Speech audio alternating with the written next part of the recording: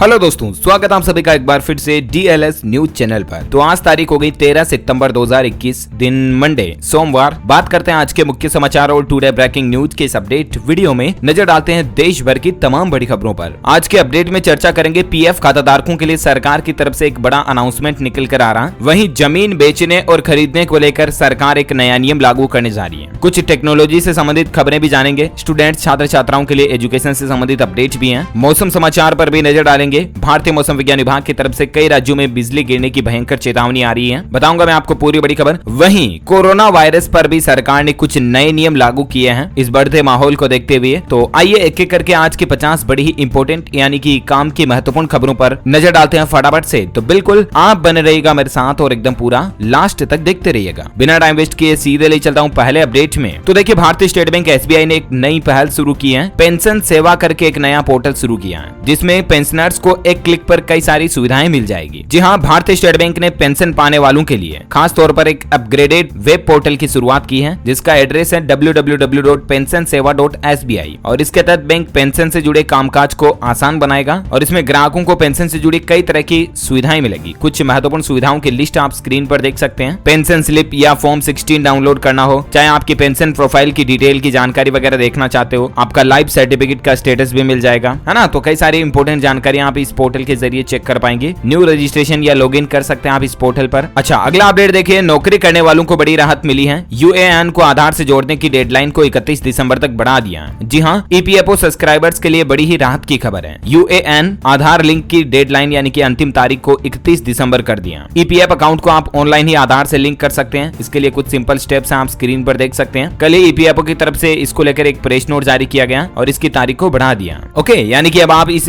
पूरे साल तक कभी भी अपने UAN को आधार से लिंक कर पाएंगे। अच्छा, अगला अपडेट देखिए, अयोध्या में इस बार 6 दिन का होगा दीपोत्सव। एक नया रिकॉर्ड बनाया जाएगा और PM मोदी को भी न्योता दिया गया है। जी हां, अयोध्या में इस बार पिछले बार के रिकॉर्ड को तोड़ा जाएगा और 7.5 लाख दीपक जलाने का दावा किया जा रहा है। अभी दीपावली का जो महोत्सव आने वाला है, इस दरमियान वैसे भी आपको पता होगा राम मंदिर का निर्माण का काम शुरू हो चुका है, तो इस बार जश्न का माहौल और भी ज्यादा बेहतर रहेगा। वैसे तो दोस्तों दीपावली का त्योहार 4 नवंबर को है, लेकिन अयोध्या में दीपोत्सव का महोत्सव कार्यक्रम जो है वो 6 दिन तक रहेगा और PM नरेंद्र मोदी भी इस मौके पर अयोध्या जाएंगे, है ना। और अगला अपडेट देखिए, जोमेटो ने ग्रोसरी डिलीवरी सर्विस को बंद करने का फैसला किया है। जी हाँ, यानी कि दोस्तों जोमेटो पर अब आपको 17 सितंबर के बाद से इस सेगमेंट के सामानों की होम डिलीवरी नहीं मिलेगी। जोमेटो कंपनी बंद करने जा रही है। ग्रोसरी से संबंधित सामानों की डिलीवरी को अब जोमेटो बंद करने जा रही है। जोमेटो का कहना है कि वो अपनी ग्रोसरी डिलीवरी सर्विस को ही कंप्लीटली शट डाउन करने जा रही है और इसीलिए इस महीने की 17 तारीख के बाद आप जोमेटो ग्रोसरी का फायदा नहीं ले पाएंगे। ओके, वहीं देखिए एक नया नियम यूपी सरकार ने लागू किया है। अब बिना BEd के भी टीचर बन पाएंगे। एडेड संस्कृत विद्यालयों में संविदा शिक्षक भर्ती के लिए अनिवार्यता को खत्म कर दिया। यूपी के एडेड माध्यमिक संस्कृत विद्यालयों में शिक्षक भर्ती का इंतजार कर रहे लाखों अभ्यर्थियों के लिए बड़ी खबर है। दरअसल प्रदेश के सभी एडेड माध्यमिक संस्कृत विद्यालयों में व्याकरण और साहित्य के संविदा शिक्षक भर्ती के लिए BEd की अनिवार्यता को अब खत्म कर दिया, यानी कि अब बिना BEd के भी अभ्यर्थी इसके लिए आवेदन कर पाएंगे। हाई कोर्ट के आदेश के बाद सरकार ने ये फैसला लिया है, जो कि वाकई में एक राहत की बात है। अच्छा, टेक्नोलॉजी को लेकर एक नया फीचर देखिए, इंस्टाग्राम पर अब आपको एक नया फीचर मिलने जा रहा है। आप अपने फेवरेट अकाउंट की लिस्ट को प्रायोरिटी में सेट कर पाएंगे, यानी कि इंस्टाग्राम पर जो आपके फेवरेट अकाउंट हैं, जिनका कंटेंट आप देखना पसंद करते हैं, उन अकाउंट्स को टॉप पर रख पाएंगे ताकि जब भी कोई नई पोस्ट होगी तो प्रायोरिटी ये बनेगी कि आपको उनकी पोस्ट पहले दिखेगी, है ना।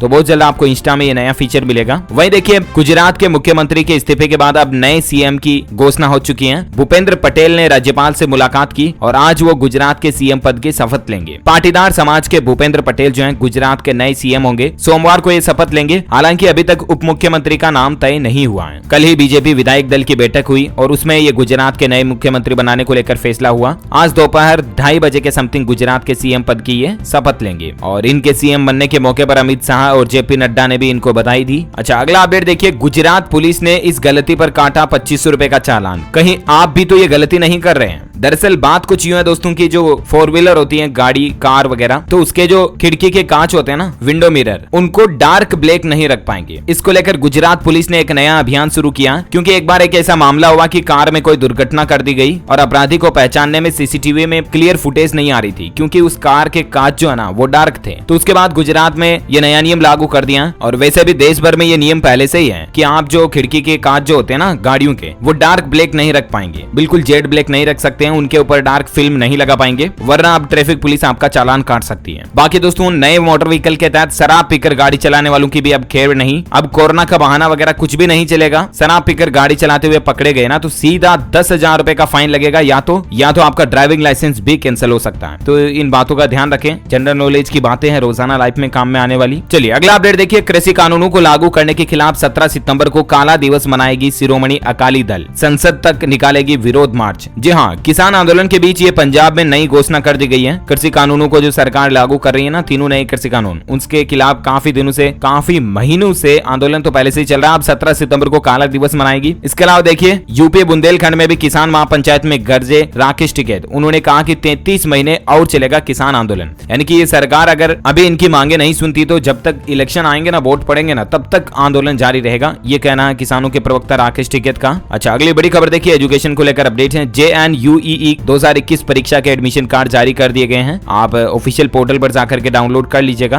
20 सितंबर से 23 सितंबर तक यूनिवर्सिटी में परीक्षाएं आयोजित होगी इसकी, है ना। अच्छा वहीं देखिए, जमीन बेचने और खरीदने को लेकर बिहार सरकार एक नया सिस्टम लागू करने जा रही है। अब बिहार में इस तरह से होगी जमीन की खरीद बिक्री। सरकार ने इसको लेकर एक नया मसौदा तैयार किया। जी हाँ, दरअसल दोस्तों बिहार के मुख्यमंत्री नीतीश सरकार जो है वो एक नया सिस्टम लागू करने जा रही है जल्द ही जमीन खरीदने और बेचने पर। बिहार सरकार अब अपनी खुद की एक वेबसाइट पोर्टल बनाने जा रही है ऑनलाइन, ठीक है ना। तो इसके लिए राजस्व एवं भूमि सुधार विभाग के पोर्टल को अपडेट भी किया जा रहा है। अब जमीन मालिक अपनी जमीन का ब्यौरा राजस्व एवं भूमि सुधार विभाग के पोर्टल पर डालेंगे और खरीदार भी अपनी जरूरत के हिसाब से पोर्टल पर बताएंगे कि उन्हें कितना जमीन खरीदना है। सिंपल, जिस तरह से ये ओलक्स वगैरह है, इस पर किसी को पुराना सामान बेचना तो हम डाल देते हैं और जिसको खरीदना वो देख करके कांटेक्ट कर लेते हैं, राइट। तो इस तरह से बिहार सरकार जमीन खरीदने बेचने के लिए इस तरह का ऑनलाइन सरकारी पोर्टल शुरू करने जा रही है, जिसमें अगर आपको जमीन बेचनी है तो उसके डिटेल्स आप ऑनलाइन सरकारी पोर्टल पर डाल दीजिए और जिसको लेनी है वो भी अपनी इन्फॉर्मेशन वहां डाल देगा। तो ये जो बीच में ब्रोकर दलाल वगैरह की अब आपको जरूरत नहीं पड़ेगी, है ना। तो ये वाकई में बिहार सरकार की अच्छी पहल है। वहीं देखिए, असम राज्य में 6 महीने के लिए बढ़ाया गया AFSPA कानून। ये एक ऐसा कानून है दोस्तों जो किसी राज्य को अशांत क्षेत्र घोषित करता है और ऐसे में एक बार फिर से असम राज्य जो है वो अशांत राज्य घोषित हो चुका है। वैसे हर 6 महीने बाद सरकार इस कानून को बढ़ा देती है। साल 1990 से ही ये कानून लागू है। हालांकि वहाँ के सामाजिक कार्यकर्ता लगातार इसको हटाने की मांग कर रहे हैं। आपको बताओ हाल ही में असम मिजोरम विवाद वगैरह भी हुआ था, है ना। तो इसी बीच असम सरकार ने एक बार फिर से 6 महीने के लिए इस कानून को बढ़ा दिया, यानी कि असम राज्य जो है वो एक बार फिर से अशांत क्षेत्र घोषित रहेगा अगले 6 महीने तक। वहीं देखिए, यूपी की योगी सरकार की एक खास पहल है। जल्द ही 1 लाख स्किल्ड वर्कर्स को दिए जाएंगे टेबलेट। सेवा मित्र पोर्टल से जुड़े युवाओं को भी ज्यादा फायदा मिलेगा। जी हाँ, यूपी के कुशल कामगारों को प्रोत्साहित करने के लिए सरकार अब एक अहम कदम उठाने जा रही है। जल्द ही राज्य के स्किल्ड वर्कर्स को 1 लाख टेबलेट दिए जाएंगे। योगी सरकार कुशल कामगारों को ये टेबलेट स्किल डेवलपमेंट मिशन के तहत उपलब्ध कराएगी और टेबलेट के जरिए ये लोग अपनी स्किल्स को और भी निखार सकेंगे, जिससे कि उन्हें अच्छी नौकरी मिलने में भी आसानी होगी। तो ये वाकई में युवाओं के लिए अच्छी पहल है योगी सरकार की। इसके लिए गवर्नमेंट ने सेवा मित्र पोर्टल भी शुरू किया है। ये देख सकते हैं आप, sevamitra.up.gov.in। इस पोर्टल को 25 जिलों में शुरू कर दिया गया है और धीरे धीरे यूपी के सभी स्टेट में ये शुरू हो जाएगा। ज्यादा डिटेल्स इस योजना के बारे में आप स्क्रीन पर देख सकते हैं। अच्छा वहीं देखिए, टेक्नोलॉजी को लेकर अपडेट। गूगल कंपनी एक नया फीचर लाने जा रही है जिसमें आपको सर्च करते समय डार्क थीम इनेबल का ऑप्शन मिलेगा। जी हाँ, गूगल के होम पेज पर आपको इनेबल डार्क थीम या जो वो आता ना नाइट मोड वगैरह ब्राउजर में, तो वो डेस्कटॉप पर जो फीचर मिलता है वो अब आपको एंड्रॉइड और iOS दोनों मोबाइल ऑपरेटिंग सिस्टम पर भी मिलेगा, है ना। और अगला अपडेट देखिए, बिहार पटना में तंबाकू बिक्री पर 5 नियम लागू होने जा रहे हैं। जिन दुकानों पर बिस्किट चॉकलेट वगैरह बिकते हैं वहां पर अब तंबाकू नहीं बिकेगी और तंबाकू वगैरह गुटखा सिगरेट पान मसाला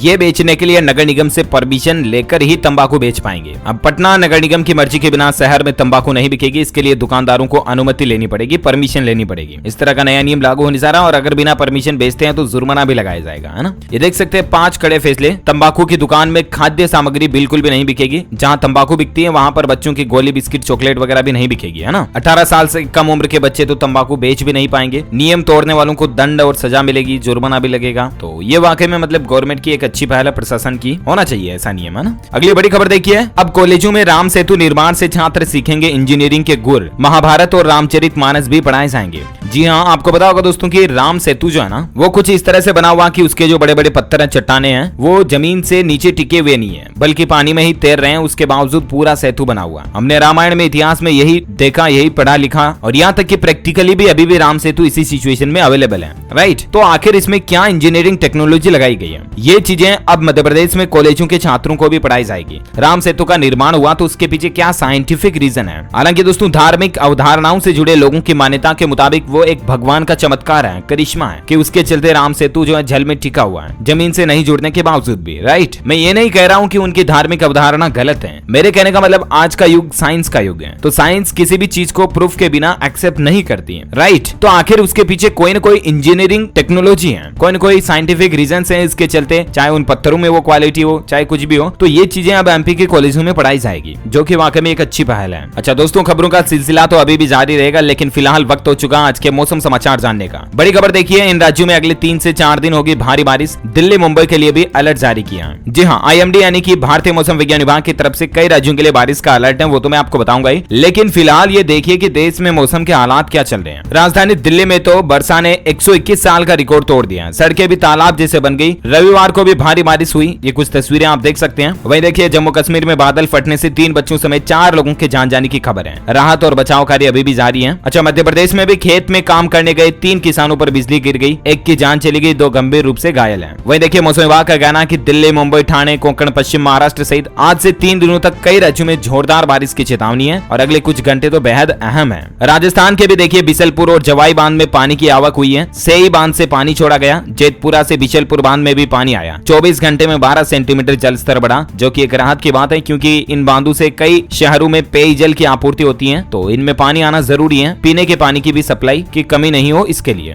है ना। और वही अपडेट देखिए, अभी एक सप्ताह और झमाझम बारिश जारी रहेगी। मौसम विभाग का कहना है देश में अब तक 93% बारिश हो चुकी है। सितंबर में सामान्य से ज्यादा 15% बारिश के आसार हैं, मतलब कि सामान्य बारिश हर साल जो होती है सितंबर महीने में, उससे भी 15% ज्यादा होने की उम्मीद है, क्योंकि अभी भी बंगाल की खाड़ी में कम दबाव के 2 क्षेत्र बन रहे हैं और उसके चलते किन किन राज्यों में भारी बारिश की चेतावनी है। तो देखिए, संपूर्ण भारत का आज 13 सितंबर 2021 का मौसम पूर्वानुमान आखिर क्या कहता है। तो मैं आपको बता दूं, अगले 24 से 48 घंटों के दौरान पूर्वी गुजरात, दक्षिण राजस्थान, उड़ीसा, छत्तीसगढ़, तेलंगाना, मध्य प्रदेश के कई इलाकों में हल्की से मध्यम बारिश हो सकती है। वहीं कोंकण, गोवा, तटीय कर्नाटक, केरल वगैरह में भी मध्यम बारिश की संभावना है। इसके साथ साथ जम्मू कश्मीर, हिमाचल प्रदेश, उत्तराखंड, दिल्ली, हरियाणा, पश्चिम राजस्थान, सौराष्ट्र, कच्छ, बिहार, झारखंड, पश्चिम बंगाल, पूर्वोत्तर भारत, अंडमान निकोबार द्वीप समूह, लक्षद्वीप, आंतरिक कर्नाटक, रायलसीमा, तमिलनाडु वगैरह में भी हल्की बारिश की संभावना है। ओके, और ये तो रहा भारत का मौसम अपडेट। बाकी देखिए दोस्तों, पाकिस्तान में भी हालात कुछ ऐसे ही चल रहे हैं। भारी बारिश और कहर के चलते 3 घरों में बिजली गिरी, 14 लोगों की जान चली गई। टोटल देखिए, भारी बारिश और भूस्खलन के चलते सड़कों पर भी पानी भर गया और अब तक 17 लोगों की मौत हो गई। पाकिस्तान में भी 100 से ज्यादा लोग घायल हो गए। तो कई देशों में यही हालात चल रहे हैं। कोरोना वायरस को लेकर कुछ बड़ी खबरें देखिए, महत्वपूर्ण फैसले लिए हैं सरकार ने। सुप्रीम कोर्ट हुआ सख्त, तो सरकार ने कोरोना से हुई मौत पर गाइडलाइन जारी कर दी है। अब एक तो सरकार मौतों का आंकड़ा नहीं छिपा पाएंगी, इसके अलावा कोरोना से मौत होने का प्रमाण पत्र दिया जाएगा, बाकायदा डेथ सर्टिफिकेट मिलेगा कोरोना की वजह से जान जाने का। डेथ की वजह भी उस सर्टिफिकेट में दर्ज की जाएगी। कुछ ऐसे ही नए नियम लागू किए हैं सरकार ने, जिसमें देखिए दोस्तों, एक नियम तो ये होगा कि कोरोना होने के 30 दिन के अंदर अंदर अगर मौत हो गई ना, तो उसको कोविड डेथ माना जाएगा। इसको लेकर भी सरकार ने नई गाइडलाइन जारी कर दी है। एक नियम तो ये रहेगा, है ना। कुछ और डिटेल्स आप स्क्रीन पर देख सकते हैं। बाकी देखिए दोस्तों, कोरोना की तीसरी लहर के खतरे के बीच एक राहत भरी खबर आ रही है। इन राज्यों और केंद्र शासित प्रदेशों में 100% एडल्ट को कोरोना वैक्सीन की पहली डोज लग चुकी है। कई राज्य ऐसे हैं, केंद्रीय स्वास्थ्य मंत्री की तरफ से कल ही इसके डेटा जारी किए गए। देश के 6 राज्य और केंद्र शासित प्रदेश ऐसे हैं जहां सभी लोगों को कोरोना वैक्सीन की पहली डोज लग चुकी है, जिसमें खास करके गोवा, हिमाचल प्रदेश, लद्दाख, सिक्किम, लक्षद्वीप, दादर एवं नागर हवेली, दमन एवं दीव, इन राज्यों में 100% वैक्सीनेशन हो चुका है पहली डोज का। अगर आपने भी अभी तक भी नहीं लगवाई कोरोना वैक्सीन, तो जरूर लगवा लें। अच्छा, कोरोना के साथ साथ डेंगू वायरल का कहर भी अभी भी जारी है। देखिए, यूपी में 24 घंटों में ही फिरोजाबाद में 13 लोगों की मौत हो गई सिर्फ डेंगू के चलते। कासगंज में भी 6 मरीजों ने दम तोड़ दिया। अस्पताल में बेड के लिए मरीज परेशान है, इतना डेंगू का माहौल बढ़ रहा है यूपी में, तो समझ रहे हो ना। तो मच्छर जनित बीमारी है, मच्छरों से बचाव पूरा करें। मैंने आपको कई बार बताया कि छोटे बच्चों का विशेष ध्यान रखें, मच्छरदानी का इस्तेमाल करें, Maxo, good night, all out वगैरह ये भी यूज करें, और घर के बाहर नालियों में पानी इकट्ठा ना होने दे, दवाई वगैरह का छिड़काव करते रहें, समझ रहे हो ना, वरना फिर हॉस्पिटलों में बेड नहीं मिलेंगे, फिर परेशानी होगी। क्या मतलब। अच्छा, कुछ सर्वे और डेटा देखिए आप। राष्ट्रीय सांख्यिकी कार्यालय के आंकड़े जारी हुए, उसके मुताबिक एनएसओ के सर्वे के मुताबिक देश में एक साल में बेरोजगारी दर 2.4% बढ़कर 10.3% हुई है, क्योंकि कोरोना वगैरह के चलते सबसे ज्यादा शहरी इलाकों में बेरोजगारी दर बढ़ी है। लॉकडाउन वगैरह लग गई, कई लोगों की नौकरियां चली गई। देख सकते हैं कोरोना की भयावहता का खुलासा हुआ सर्वे में। 35% लोगों की तो सैलरी में कटौती हुई और इसके अलावा 59% प्रोफेशनल्स भी नई नौकरी तलाश रहे हैं, यानी कि 59% लोगों की एज जॉब छूट गई है। प्रोफेशनल्स जो पढ़े लिखे लोग हैं उनके भी यही हालात चल रहे हैं अभी कोरोना के चलते। और बाकी दोस्तों, भारत में कोरोना के ताजा आंकड़ों की बात करें तो देख सकते हैं पिछले 24 घंटों में 31,000 के लगभग नए मामले देखे गए, 210 लोगों की जान गई। एक्टिव केस अभी भारत में 3,71,000 चल रहे हैं, जो कि राहत की बात है कि एक्टिव केस की संख्या में दिनों दिन कमी आ रही है सक्रिय मामलों में, है ना। और बाकी भारत में कुल मरने वालों की संख्या का आंकड़ा 4,42,000 से भी ज्यादा पहुंच चुका है। अच्छा, अब अपन देश से जुड़ी कुछ और हेडलाइंस न्यूज पर नजर डाल लेते हैं फटाफट से। देखिए, हाई कोर्ट का एक फैसला है कि अगर पत्नी प्रताड़ित करती है तो पति को निश्चित रूप से अलग होने का अधिकार है। समझ रहे हो ना, ये कारण काफी होता है पति को पत्नी से तलाक लेने का। अगर पत्नी बार बार मतलब पति को प्रताड़ित करती है या पति बार बार पत्नी को प्रताड़ित करता है तो दोनों एक दूसरे से तलाक ले सकते हैं। हाल ही में पंजाब हरियाणा हाईकोर्ट ने इस तरह का आदेश दिया है। इसके अलावा देखिए, सुप्रीम कोर्ट ने भी एक नया ऑर्डर निकाला कि तबादले का स्थान तय नहीं कर सकता कर्मचारी, नियोक्ता को है इसका अधिकार। जी हाँ, एक ऐसा ही मसला हुआ था दोस्तों, अगर आप किसी सर्विस के कर्मचारी वगैरह हैं और अगर आप अपना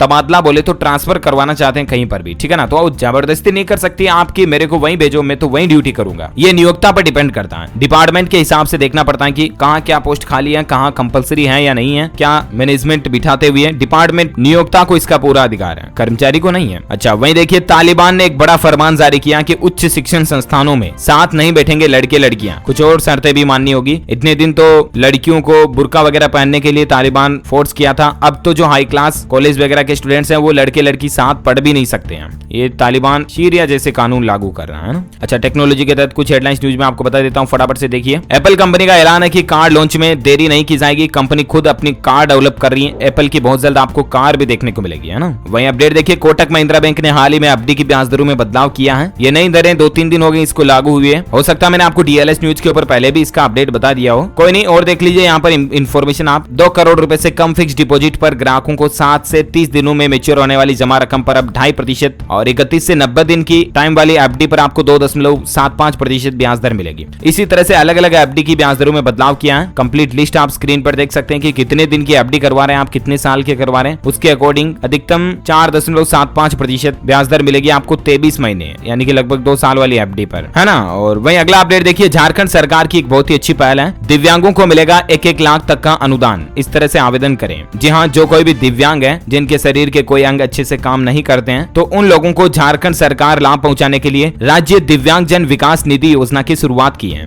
और सरकार का उद्देश्य है कि दिव्यांगों को लाभ मिले। योजना के जरिए दिव्यांगों को 50,000 रुपए से लेकर 1 लाख रुपए तक का अनुदान सरकार द्वारा किया जाएगा। इस योजना का लाभ लेने वाले दिव्यांग आवश्यक प्रमाण पत्रों के साथ अपने जिला समाज कल्याण विभाग में भी आवेदन कर सकते हैं। आप अपने नजदीकी जिला कार्यालय में भी जा सकते हैं। अब इसके लिए कुछ नियम और शर्तें हैं जिनकी डिटेल्स आप स्क्रीन पर देख सकते हैं, है ना। और अगला अपडेट देखिए, अटल टनल से गुजरने वाले वाहनों से वसूला जाएगा ग्रीन टैक्स। विश्व के सबसे ऊंचे सुरंग का मजा लेने के लिए अब आपको रुपये चुकाने होंगे। जी हाँ दोस्तों, हिमालय के पीर पंजाल रेंज में लेह मनाली हाईवे पर बनाए गए अटल टनल से गुजरने के लिए अब ग्रीन टैक्स वसूला जाएगा। अटल टनल हिमाचल प्रदेश में बनाया गया एक अत्याधुनिक टनल है जिसकी लंबाई 9 किलोमीटर है। इस टनल से गुजरने वाले सभी पर्यटकों को ग्रीन टैक्स चुकाना होगा, चाहे वह बेशक मोटरसाइकिल पर ही क्यों न जाए। अटल टनल से गुजरने के लिए दुपहिया वाहनों को 50 रुपए, कार वालों को 200 रुपए, एसयूवी एमयूवी वगैरह को 300 रुपए, बस ट्रक वालों को ग्रीन टैक्स के रूप में 500 रुपए तक चुकाने होंगे। जिस तरह से टोल टैक्स वगैरह लगता है ना, उस तरह से इस अटल टनल से गुजरने के लिए अब आपको ये पैसे देने पड़ेंगे। अब आप ये कहोगे कि तू चीटिंग करे बाबा, सरकार ने टनल बनाई और अब पैसा लेना शुरू कर दिया। अच्छा, फिलहाल अगला अपडेट देखिए, पश्चिम बंगाल के 11वीं कक्षा के सिलेबस में कोरोना महामारी को भी शामिल किया जाएगा। ममता सरकार इस तरह की तैयारी कर रही है और वाकई में बहुत अच्छी पहल है।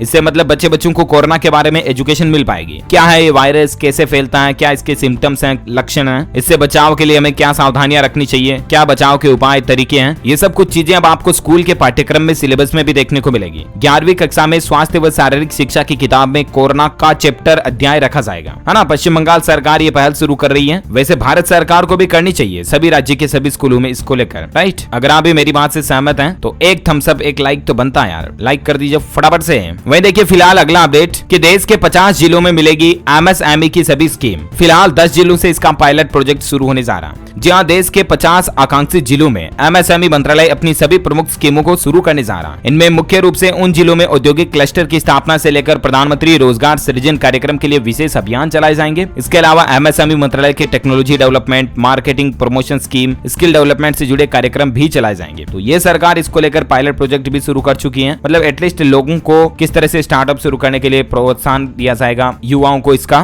खास करके रोजगार से संबंधित फायदा मिलेगा, है ना। अच्छा, और एक अच्छी खबर देखिए, सेमीकंडक्टर क्राइसिस से जूझ रहा ऑटो सेक्टर, लेकिन फिर भी इस त्योहारी सीजन में कारों की अच्छी बिक्री की उम्मीद नजर आ रही है। अभी दीपावली वगैरह का त्योहारी सीजन आने वाला, तो इस समय ऑटो इंडस्ट्री को राहत मिल सकती है, अच्छी बिक्री रहेगी। ये एक मार्केट का एनालिसिस निकल कर आ रहा है ना। अच्छा, अगला अपडेट देखिए, मधुबनी पेंटिंग हो या मणिपुर के काले चावल, चाहे बीकानेरी भुजिया हो, ऐसी चीजों की ई कॉमर्स निर्यात करना अब आसान होगा। इसी महीने सरकार नई विदेश व्यापार नीति लाने जा रही है। जी हाँ, आपको पता होगा, मतलब कई इस तरह के छोटे छोटे इलाकों के कुछ प्रोडक्ट्स जो है इतने फेमस होते हैं जो दूर दूर तक माने जाते हैं, जाने जाते हैं, जैसे कि बीकानेरी भुजिया, रतलामी नमकीन, मणिपुर के काले चावल, है ना। तो कई शहरों में ये स्पेशलिटी होती है कि जहाँ का कोई प्रोडक्ट जो है पूरे इंडिया में फेमस होता है, राइट। तो उन चीजों को अब विदेशों में भी बेचा जाएगा और सरकार इसके लिए नई ई कॉमर्स निर्यात नीति भी लाने जा रही है ताकि एमएसएमई अपने उत्पादों को सीधा ग्राहक को बेच सके। इस महीने के अंत तक ये नई विदेश व्यापार नीति लॉन्च कर दी जाएगी। तो ये भी गवर्नमेंट की अच्छी पहल है, जिससे कि आप अगर अपने किसी प्रोडक्ट को फॉरेन में ट्रांसपोर्ट में एक्सपोर्ट वगैरह करना चाहते हैं ना, तो आपको आसानी रहेगी।